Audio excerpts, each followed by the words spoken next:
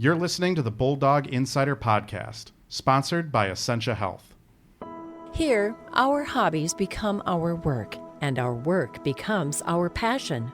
But when joint pain or injuries keep us from doing what we love, it can affect our entire way of life. That's why we meet these challenges head on.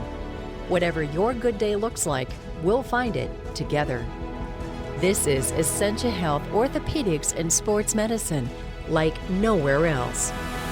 Visit essentiahealth.org.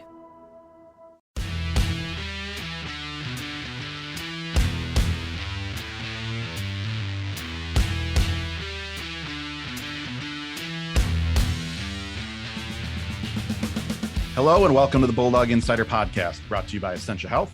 I'm Matt Wellens, the Bulldogs hockey beat writer at the Duluth News Tribune and the Rink Live. And I'm Zach Schneider, the television voice of UMD hockey on My Nine Sports. And back with us this week is the angry, emotionally exhausted voice of Bulldogs hockey on KDAL. Also, he's a pretty good chauffeur to get you to and from St. Cloud on a Tuesday night for a game. Welcome back, Bruce Ciskie. I hit no deer. I didn't get pulled over. We only stopped at Quick Trips, and we're on to Denver. So we're recording this episode a little later this week than we normally do. It's already Wednesday morning. We held off because there were some huge Olympic games on Tuesday morning, and then a men's game at St. Cloud State on Tuesday night. Before we talk about the women's team and the Olympics, which I think are really the highlight right now for Bulldog hockey, I feel like we need to address what went down Tuesday night at the Herb Brooks National Hockey Center in St. Cloud. Tuesday hockey can be weird. It's always, I don't want to say interesting, because sometimes Tuesday hockey is really boring, or Thursday hockey. Midweek games for the UMD men do not have a history of going great, but I thought Tuesday's game was going great. But then UMD ends up tying the Huskies 2-2 in overtime, and they lose a shootout. St. Cloud State got an empty net goal with 59 seconds left. That was about a minute after Tanner Latteroo was taken down in the Huskies zone. There was 2 minutes to go. He got taken out. He was trying to feed a teammate for an empty netter that would have clinched the game. Then in the shootout, we had a 4-minute review of a Huskies shootout goal in round 3. The goal stands. St. Cloud State wins in 4. 4 minutes, right, Bruce? You timed that?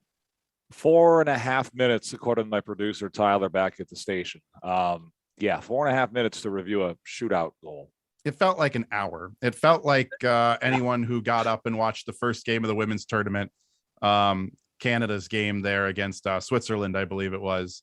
And there was a 10-minute review, like a minute into the game. I don't know, guys.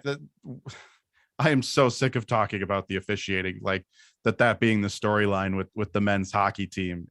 I'm normally not one that likes to bring up officiating or talk about officiating. Our friend Biddy had a great tweet actually this morning that I should retweet on. You hate making it about the refs when a team ties or loses or whatever it is. But I mean, the shootout review was just annoying, that we're reviewing shootout goals and that we're taking 4.5 minutes to do it. The no call on Tanner Latteroo is, I'm just trying to understand why that goes uncalled. Guys, what are your thoughts? Bruce, let's start with you, since you were there at St. Cloud with me. So I feel I'm getting to the point with this where I'm at with a lot of the political discourse in our country. I'm just tired. I'm fatigued from having this come up every single game. You know, it's a disallowed goal in a game that UMD ends up losing in overtime. It's a non-call on a penalty where a guy's skating towards an empty net and is fouled from behind in a game that the other team ends up tying and costs you 2 more points. I mean, that right there's 4 points. You know, where's UMD right now with those 4 points? They're a lot closer to first than they are right now. They're a lot further away from fifth than they are right now. These are the types of things that can affect entire seasons. And it's not just the UMD men. We were chatting before we started recording. The women's staff has every right to be frustrated that Lizzie Norton got called for a 5-minute major when a Mankato player toe-picked herself into the end boards during a game a couple of weekends ago. And then the same officiating crew looked at that hit on Maggie Flaherty in St. Cloud last week and decided that's only a 2-minute minor. I don't understand where we're at from a logic standpoint with our officials. it feels like they should be seen and not heard, and they're heard way too much, and not just on the men's side, the women's side. It's hard because we don't want that to be a storyline. I want to call the game and I want to go home. And nowadays it feels like more often than not, we have to discuss what's called and what isn't called, what they're looking at for video reviews. They take way too long. It's frustrating, and I'm tired. Yeah. Just where the UMD men sit in the standings right now, fourth place. They are 6 points back of Western Michigan, though they have a game in hand. That's the February 22nd game at St. Cloud State. And then UMD is still 5 points up on the Huskies. The Huskies only gained a point on UMD there last night. So the Huskies still have a lot of work to do to catch the Bulldogs there, especially with them having to host Western Michigan coming up here. Zach, you were back home watching on TV, and you probably had a better view. I think the TV audience, at least I felt it on Twitter. Bruce was a little closer to center ice than I was last night. I got some grief initially for you're not going to mention the no call on Tanner, and I'm on the far end. I'm on the opposite end of the ice almost. I didn't have a great look at it until Chris Dilks, credit to him, shared the GIF on Twitter. It was one of those calls where, again, I hate blaming the officials or talking about the officials, so I bite my tongue until I get a good look. I don't want to jump to criticize someone because this is a tough job the officials have. It's a tough job. It's a thankless job that they have, but it's still a job you have to do. And so I held off. Zach, you guys had great look, I think, on the TV broadcast last night. Yeah, and I'm coming into this podcast maybe from a different point of view because I wasn't working last night. I got to sit on my couch, have a beer, and hold my baby daughter while I watch the game, and that takes a lot of the stress out of a hockey game, as you two know, both with kids. So I'm maybe a little bit less frustrated. I didn't have to drive home from St. Cloud in the middle of the night after that game. But it is frustrating from a UMD perspective to see that. And then the shootout decision on the tying goal that I quite honestly thought should not have counted after we saw it 15 times on the broadcast. It's a little tough to tell when you're not in the rink. My thing about the officials, and I think that the three of us have asked so much for this, and we're not going to get it. Why did the goal count in the shootout? The referees wear microphones in this league. You could have very easily explained that decision, what they saw. And I'm willing to admit, and I've done so on the broadcast several times, these guys know more about the rules of college hockey than the three of us do. So they're making these decisions for a reason. We might disagree with them and things are going to be razor thin. And that goal in the shootout probably was razor thin when you're applying the language of that rule. But what did they see to allow that goal to stand? Just tell us, and then go over and tell Scott Sandlin what you saw. People can disagree about things. Reasonable people can disagree about things. And in the end, I know it's easy from the outside looking in. It's just a hockey game. But we've seen so far this season, the officials don't explain things to the fans. They don't explain things to the media. And we've seen already this season, they don't explain things to the head coaches. And Scott Sandlin earlier this year got an unsportsmanlike conduct penalty after no explanation was given about one of these seemingly inexplicable decisions by the officiating crew. And that part is just wrong. You know, like you said, Matt, it's a tough job. The game moves fast. Mistakes are going to happen. But the ego and I guess just inability or unwillingness to explain the decisions is really my big frustration, because if they just come out, the Tanner Latteru thing, it happens quick. If you miss it, you miss it. It's frustrating that it's happened, but that's happening live time. But the shootout thing doesn't make sense to me. Come out and tell us what you saw, why you made your decision, and then we can all move on with our lives. But now we're left to wonder about what was the compelling fact that made that goal stand and maybe cost UMD, well, certainly cost UMD a point right now in the NCHC standings. Yeah, the communication thing is something, we're never going to get a reasoning on why the Tanner Latteru takedown went uncalled. And maybe they just flat out didn't see it. I mean, heck, from my angle above at a weird angle, I didn't get a good look at it either. And if you didn't get a good look at it, you probably shouldn't call it. We've seen that where officials see a person goes down and they didn't actually see the penalty, but they think something happened. So they put their arm up, and that's bad officiating. Like, you need to actually see the call. But you're right, Zach, on the communication. And I want to give credit to the Western series, the UMD and Western series. Dan Drager up there on the mic, out there explaining calls. And that crew did a great job, I thought, using the microphone. And I know some fans get annoyed by them because talking too much, but I love it. I like them getting on the mic and explaining what happened.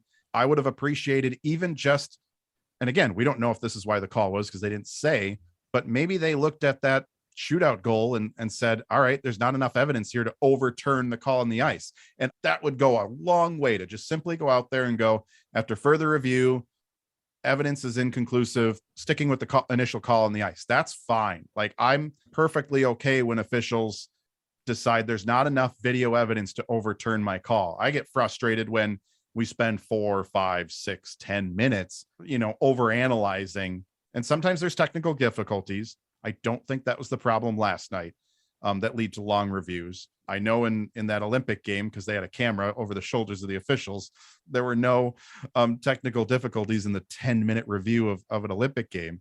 I mean, we're not the only ones talking. This is not the reviews in hockey is not limited to the college level. We're seeing it at the Olympics. We're seeing it in the NHL. It's a process that really needs to be refined. And I'm kind of surprised at this point, for how far along we've gone, that we're still talking about these long reviews. But I think the communication would go a long way. Even an announcement, if a review is dragging on, that says, due to technical difficulties, this review is, continuing. And maybe sometimes you need to abandon the review when there's technical difficulties, evaluate whether this really is a game-changing call. Just perspective, I think, is great. Like, we're in a shootout, guys, a shootout. Like, yeah, it's worth a point in the NCHC standings, but it's a shootout. Like, if you don't see something right away to overturn the call, you're not sure, then move on. Let's go back to it. Blake Biondi was the next Bulldogs shooter. I'm guessing if he gets, I don't know. I don't want to say he got iced by the review last night, but it would have been nice for him to get right back out there and score right away, instead of all of us waiting 4, 5 minutes for him to finally get his shot. So, final thoughts on this, Bruce? I think we can all agree that no game in any sport should ever be delayed for 4.5 minutes unless there is a catastrophic injury that we don't ever want to see happen. I think we can all agree that no review should take that long for anything. And it's happened in our league, 3-4 minute reviews. We've had, you go back to the Friday game in Omaha, there were 4 reviews that took over 9 minutes of actual hard time from the second that they get to the monitor to when they come out back onto the ice to make their final call. We had that Western game where they reviewed the Biondi goal for 3 minutes, and I still don't necessarily understand why they overturned that goal, because all they said was there was contact with the goaltender. What they didn't talk about is the fact that the goaltender initiated that contact, and that's never been the impetus to overturn a goal before in this league. And then you look at what happened in St. Cloud Tuesday night, a 4.5 minute review of, like you said, Matt, a shootout goal. The game's already a tie, for crying out loud. It's a shootout goal. And, Zach, we can agree or disagree on why they called what they called, but they didn't explain why. We can only guess. And I think it's reasonable to assume that they thought that Ryan's pad was going to go into the net anyways, and that was going to bring the puck into the net. And I think watching it, I'm okay with that call. But number one, you didn't tell us that's why you called it. Number two, it shouldn't have taken you 4.5 minutes. That you could have seen that in 15 seconds, and then we're done, and we can all move on and get on with the shootout and get on with our lives, because we're talking about a game that already ended in a tie. We're deciding an extra point in the conference standings. What are we doing here? And past the review process, college officials need to communicate better throughout the game with the head coaches. They deserve that respect and they deserve that communication, whether there's a review in play or not. The officials, I think, need to have a much better working relationship with the head coaches during the game. It's really frustrating to look down and to see them not willing to engage with head coaches. And sometimes they're getting shouted at. And I get it. It's a tough job. It's a hostile work environment, especially when you're making calls that go against the home team. It's not easy, but like you said, Matt, this is their job. And part of the job is communicating with the head coach. I was talking with Judd Medic a couple weekends ago after that Western Michigan game, in which there were several reviews and things with the officials. And the thing that I like most about the NHL is when the officials are willing to skate over to a player or a coach and say, hey, I missed that. I didn't see it. I'll look for it next time. But hey, I didn't see it, or I screwed that up. That's a human element to the game. It's a human element to every job. Just this past weekend, I mixed up the NCHC overtime rules with the NHL overtime rules. It happened. I can't hide from it now, but I'm also not going to get upset with anybody who calls me out on it and says, that's not the rule, you dummy, which happened. You come back and you say, yeah, I screwed that one up. I'll remember the next time. And you move on. That's the life of a professional. And that's even more so than the communication. As long as they're communicating with the head coach, those are the people that really deserve the time and respect from the officials. All right. That's enough officials talk on this podcast. We're going to take a break. When we come back, goaltender Jojo Chobak of the UMD women's hockey team joins us. You're listening to the Bulldog Insider podcast, brought to you by Essentia Health. I'm McHatton. I'm Jess Myers, and we are the co-hosts of the Rink Live podcast. We really pride ourselves on finding some unique guests and covering some of the topics of the day, not only in college hockey, but kind of across a broad spectrum. Yep, we also talk junior hockey. We'll get some of that talk in there as well. Women's hockey, men's hockey. We try to talk to people from throughout the game and actually from all over the country. That's been one of the great things on Zoom. And Mick and I are kind of OG, the Rink Live guys. We were here from the start, about 3 years ago now when things got off the ground, but we brought a fair amount of college hockey experience to this job. I went to Minnesota Duluth. I covered college hockey starting then when I was a student. I've covered the Frozen Four 28 times, and I primarily cover the Minnesota Gophers now for the Rink Live, but dabble in a little bit of everything. And I've covered St. Cloud State hockey. Now this will be my 12th season. So please check us out on the Rink Live podcast on Mondays. Welcome back to the Bulldog Insider podcast, brought to you by Essentia Health. I'm Matt Wellens. I'm also joined by Zach Schneider, and the starting goaltender for the UMD women's hockey team. She has 2 shutouts in 6 starts, and they came at Laban Arena in Madison and the OSU ice rink against Ohio State in Columbus, Ohio. Welcome to the podcast, Jojo Chobak. Jojo, 2 shutouts in 6 starts. Like, did you even expect that? No, I definitely did not expect that coming in. I knew that the starting position was going to be open once Emma left for the Olympics, but, coming into it, I just kind of felt that I was hoping to be prepared, and I did feel prepared, but to have 2 shutouts in those big games, it was really exciting for me and not necessarily what I expected.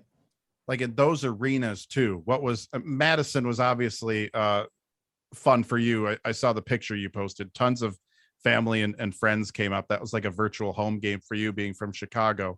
But those 2 environments, what were they like to play in? Yeah, definitely. Super exciting. I mean, I'll talk about Madison in particular just because that was more recent, but the amount of people that were at that game was really crazy. And the fan section was very loud. It's kind of a like bittersweet feeling because on one hand, you have like all these people that are, yelling different things at you that aren't always great, but I think it brings a lot of great energy to the environment. And being able to have my family there was definitely a huge thing for me. And I really enjoyed getting to see everyone, especially since it was so close to home. We normally play games in Minnesota area and stuff like that. So to be 2 hours away from home and have everyone there, it was really exciting to see everyone come out and support me that day. It takes you 2 hours to drive from Chicago to Madison. That's an Illinois driver right there. The Wisconsin native in me is going to get that shot in real quick here. That's an Illinois driver driving 20 miles over the speed down limit. A little bit. Jojo, a few weeks ago, we had you on the Zoom call with the local reporters, and you shared the story of your name, Jojo, where that came from your brothers. But I've also seen Viola out there as well. Where does that, I meant to ask it when we had you on, where does that come from? So it's kind of short for Violet. I think it's more of a Czech thing. My family's part Czech. So that's kind of where that came from. But yeah, basically the same thing, Violet, Viola. I think growing up, my parents always kind of called me Viola. And then it's weird because I'll have like different names for different environments. Like at home, I'm Viola. At school, I'm Violet. And then at hockey, I'm Jojo. So bunch of different things going on. You got multiple identities going on I know, I kind of like it. How did hockey become such an important part of your life and your family's life? Honestly, it wasn't like a huge thing in my family. My dad had definitely, skated on outdoor rinks and stuff growing up. But the thing that really kind of did it for us was my mom needed a sport that would kind of tire me and my brothers out for a few hours a day. And hockey seemed to really work for her. So especially with us being so close in age, it was getting kind of crazy. So she needed to take us somewhere for a little while. And that definitely seemed to tire us out. So. Where are the brothers now? Are you the star of the family, or are they playing college hockey somewhere? No, they don't play college hockey. The middle one, he played throughout high school, and then he now goes to school in Chicago. And then the oldest one, he kind of works with my dad. What age did you all start playing hockey? Probably 4 or 5. And I'm assuming your brothers got into it first and then you followed, or it was just a group thing your parents threw you in? Yeah, it was all kind of a group thing. So like growing up and stuff, it was kind of hard for us to all play on different teams. So I would always play up on whatever team they were on, even from like the very start, so that we could all go to different tournaments and stuff together. So we all kind of joined at the same time and all kind of played on the same teams growing up too. Were you always the goaltender, or did that come later in your hockey career? No, I was not always a goalie. It's actually kind of interesting story. So I started out playing forward, and I did that till I was about 12 maybe. And then one day my brother was at one of his games, and the goalie was like, their goalie was either late or didn't show up or something. And I was just coming to watch the game. Like I was just there. And they're like, we need a goalie. Can you suit up? And I had never played goalie before in my life. So I had my like forward gear on underneath my goalie gear. And I had like a forward helmet, regular chest protector, things like that. And I think I went in for one period, let in one goal. I actually remember it vividly. And then once the goalie showed up, I went out and skated the rest of the game. And then back on my team, our goalie was decent at the time. But I think they were kind of impressed, I guess, with the one period that I played. So they were like, do you want to keep doing it? And at the time I was like, yes, definitely. Like I really enjoyed like playing goalie and being in that role. So I definitely took off with it. Both your brothers are older, right? Yes. Yeah. See, usually I just figured the story was younger sister had to be the goaltender for the older brothers and get pelted on there. But that's crazy. You didn't start playing goaltender till you were 12 years old. Yep, pretty much. What was the development then like for you? And what's it like for young girls in Chicago playing hockey? Is it, is there a good system for, girls or do you have to kind of play up with the boys? I think I played boys for like a majority of my life. I think I started playing girls when I was maybe 15. And I think I've always had like great goalie coaches growing up.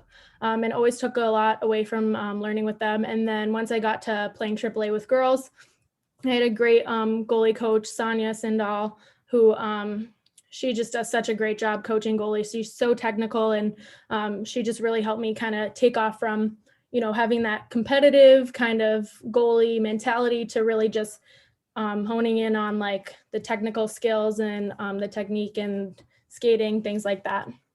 So when did it become an option for you, or when did you start thinking this is something I could do in college at the now Division I level? When did UMD start becoming a realistic path for you in your career?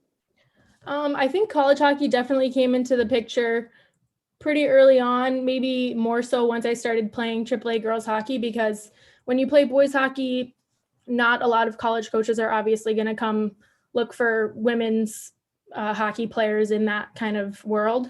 So once I got to the AAA world, that was more targeted towards recruiting and things like that.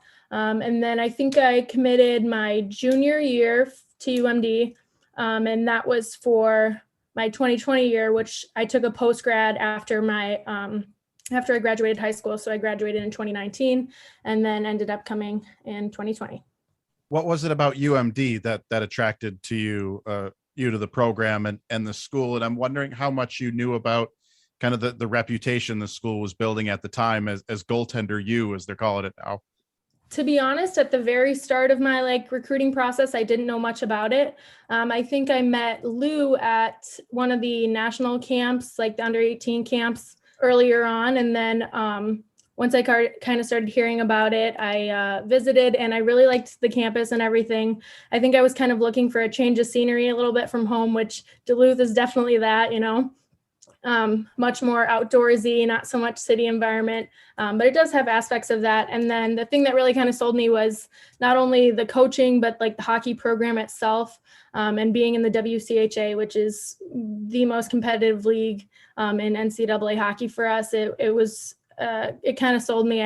I knew that I wanted to really kind of take off in my hockey career and be put in that environment that would challenge me like it does. What other schools were options for you? Was UMD the only one pursuing you, or what did it look like? What were your options?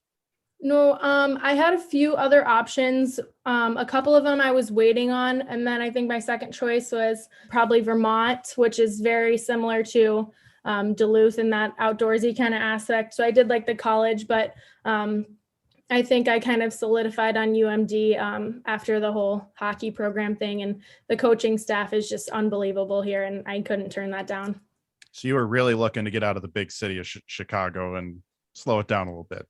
Yeah, I was definitely looking for some change, and I knew that, I'd be back home every once in a while, so it's not like I'm leaving it completely. But yeah, coming to college, I was like, got to try something different. So now you're here, and you had to wait a little while before you got kind of your time in the starting role, so to speak, with Emma overseas right now for the Olympics. And no big deal. You just had to follow in the footsteps of two Olympians, one of which won a gold medal and the other of which has a chance to still win a gold medal. So, you talked at the start about what your thoughts were about stepping into that role, but what kind of pressure does UMD bring now for young goaltenders like yourself, stepping into some pretty high expectations? Yeah, I think there's always kind of that pressure, no matter who's in front of you. I think it's always kind of the same. Knowing that those goalies came out of this program kind of gives you confidence in the program to know that you can be that good and you can be developed in that aspect. I think it was a lot of pressure knowing that they were so successful and they had such high achievements and being on Olympic teams and things like that. But it's a lot to look up to as well. You can learn a lot from them. And I think being in that backup role, you do learn a lot and you get to watch and you get to see, and you kind of prepare every game the same way as if you were playing. So it's not that much different mentally, because I would show up to every game, whether I was on the bench or not. And it's just kind of being focused, because you really just never know when you're going to go in or who's going to have a good day, who's going to have a bad day, what the team's going to look like.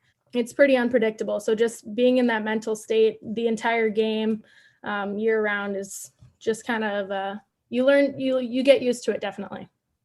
How much of the Olympics have you been able to catch? We talked in media Zoom today with it was Clara Van Weeren and Nina Job Smith, and they said they had 8 a.m. classes, so they haven't been able to catch those 7 a.m. games. How much of at least even Emma Soderberg have you been able to watch? Yeah, definitely with them on that. The time change has definitely made it difficult to watch, but I'll definitely see all their highlights and stuff on Twitter and things like that. And it's really cool to watch them kind of go out there and be doing so successfully. And I'm just so proud of them. I think it's so cool to see people that you're actually playing with and then go to the Olympics and be doing so well. I think it's also kind of weird because thinking about it as a kid, the Olympics is kind of always something that everyone dreams about, especially in women's hockey where we don't have that many options professionally. It's kind of what everyone looks forward to. And to see people, my age and on my team be able to go and do that and kind of follow along on their stories and things like that. It's been really cool to watch them kind of be in that environment. I know you're hoping that your goalie partner comes back with at least a medal, if not a gold medal from Beijing. But one of the most fascinating things to me on a hockey team, the dynamic is that of the goalie room, because only one of you can play. And it's been a while on the women's side since we've seen maybe there be anything but an unquestioned starter. But I think that your performance in Emma's absence has at least raised the conversation to the point where the coaches are at least going to have to talk about which one of you are going to get the start each night. What's your relationship like with Emma, and how is it going to change now that you've kind of put your foot forward in this race as you go into the end of this season and into next year? Yeah, I definitely don't think our relationship's going to change at all. She's always been super supportive and continuously reaching out to me, even during the Olympics. I'm like, I know she's busy, but she's always like congratulated me, like congrats on goaltender of the week and things like that. So super supportive. I don't think there's any like tension there or anything like that. For what's to come, it's hard to say, you know, we kind of just take it one day at a time, and coaches will cross that bridge when it gets there. It's nice to have options, as the men's team proved last year. Maybe they might need both of you to win a game at some point. Yeah, you really never know. It depends on the day, and I'm not really sure what to expect. So we'll see. Jojo, we'll do some quick hits to close this out here. And they're all Olympic themed since we got the Olympics going on. We talked about before we started recording, it's fun to watch the day off they all had recently. They're out at the big air ski or snowboarding. I think it was the snowboarding big air. I think I saw Cassie Bettenall at curling, and I always get jealous when any of them get to go watch the curling. You're in Beijing. You get one day off from the hockey tournament. What Olympic sport are you going to watch? I think it would have to be snowboarding. Snowboarding? Okay. Yeah, that seems like it would be really exciting to watch. Although we did watch curling the other day, and that was kind of a weirder kind of cool. Like it's kind of hard to imagine that people could be so good at that. Like it seems like it would be really difficult to do. I feel like it's key to live in Minnesota. I've been here now like 8 years, and you live in Minnesota enough time, you all of a sudden grasp curling. Zach's a curling expert once every 4 years, right, Zach? Oh, really? Yeah, that's about as often as I'm a hockey expert too. I do that a whole lot more often though. That's cool. Jojo, who's got the best hockey jerseys at the Olympics? I have to say USA. US, do you like those? Yeah, I do like those. I did like the Canadian Leafs this year. I thought that was pretty cool. Okay. And I do like the black in theirs. I think it's kind of intimidating, but you like the blacks, huh? Okay. Yeah. See, the younger generation likes the blacks. Old guys like, I couldn't read anyone's numbers that night on TV. I'm trying to pick Ashton Bell out, and it's all just a blur. And I know it was for the statisticians because they gave her assists. It had to take some away. It got crazy there that night. I'm a huge fan of Sweden's blues. Those are cool too. Great colors. A non-hockey Olympian you would like to meet if you're at the Olympics? If you're at these Olympics, we'll say. Like current Olympics? Yeah. If you were in Beijing this year at like the opening ceremonies, who are you trying to get a selfie or meet? Shaun White. I think that would be really cool. Yeah, I saw Maddie had a selfie with Shaun White. No, I was so jealous about that. They all got to meet him. Zach, that was Noah Cates' pick too, wasn't it? Shaun White. I think when we asked him, I think that's who Noah Cates was hoping to introduce. I'm hoping Maddie hooked him up. Maddie knows everyone now these days. Last one, if you could pick the next host site for the Winter Olympics, they already took Italy for 2026, but 2030, where would you pick? Where would you want to go? We're assuming you're not to put any pressure, but we're assuming you're following the streak here of Olympic goaltenders coming out of UMD. I would probably say Prague. Prague? Okay. Yeah, I really want to go there. That's definitely on my bucket list. Is Prague a winter sports city? Any idea? I have no idea, but I do want to go there. So if they can make it happen, that would be great. All right. I don't think Beijing was a winter sports city when they picked it either, and they made it happen. So yeah, there you go. Prague would be, I've heard good things about Prague as well. Jojo, thank you so much for joining us. We appreciate you coming on the podcast. Thank you for having me. Thanks, Jojo. Thank you. Bye. We're going to take another break. Bruce Ciskie will rejoin us. You're listening to the Bulldog Insider Podcast, brought to you by Essentia Health. Hey there, my name is Samantha Urkala, and I'm the host of the Duluth News Tribune Minute Podcast. Hear the most important news of the day, including weather and sports, from Duluth, Minnesota, and from around the Northland. Join me and my fellow reporters as we take you through the local news you need to start your day. Episodes are released Monday through Friday and are available on Apple, Spotify, and wherever you get your podcasts. Thank you for supporting local journalism. Welcome back to the Bulldog Insider Podcast, brought to you by Essentia Health. I'm Matt Wellens, joined by Zach Schneider and Bruce Ciskie. We're calmed down now. We're going to close this out with some Olympic talk. If you're listening to this podcast right away on Thursday morning, push pause. Turn on the TV, because Noah Cates and the U.S. men's Olympic hockey team, they're in action against China right now. They open 7 a.m. on Thursday. I believe that's on the USA Network. The NBC Sports Network doesn't exist, or you can do like what I'm doing and just stream everything for $5 a month on Peacock. After you watch Noah Cates, he's going to probably put up a hat trick, guys, right? Oh, easily. Yeah, no doubt. Over under 3.5 goals for Noah in his first Olympic game. I'm taking the over every time. You're taking the over. Okay.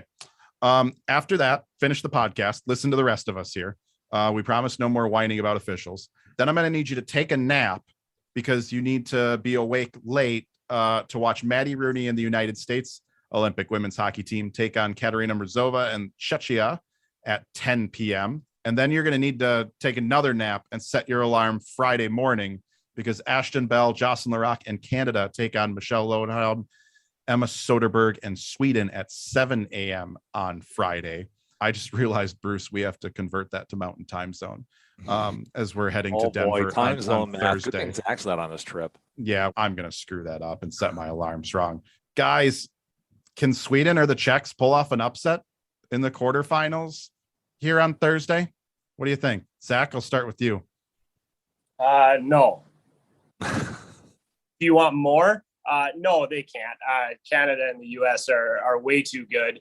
I would, like to see, women's hockey become more, competitive in that regard. And those teams are getting closer, right? But the US and Canada are the cream of the crop. They've had great tournaments, save for Anne Renee Dabian playing out of her head in the preliminary round. The U.S. should be probably undefeated. Canada was able to steal that game because the U.S.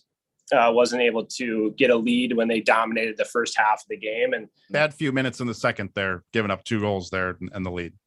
Yeah, for sure. And that's what we're tracking toward, right? Is a rematch of those two teams in the gold medal game. And that's probably what it's going to be. But I think all three of us retweeted an article earlier this week from somebody who said women's hockey should no longer be part of the Olympics because the US. I didn't retweet that garbage. I wasn't gonna give it any publicity. Yeah, I retweeted somebody who was attacking the garbage. Yeah, I'll say it. I'll say what I said on Twitter about that is, yes, it's probably going to be the U.S. and Canada. Yes, that's okay. They're the 2 best teams in the world. If somebody is able to upset them, then they deserve it, and it'll be historic. It will be a great Olympic moment if and when one of those 2 teams is upset before the gold medal game. And if it's those 2 teams playing for the gold medal again, we're going to see a great women's hockey game. So yes, this should absolutely be part of the Olympics. And no matter what it is, I'm looking forward to the next couple of games of the tournament. I feel like if Emma Soderberg were Czech, they'd have a chance.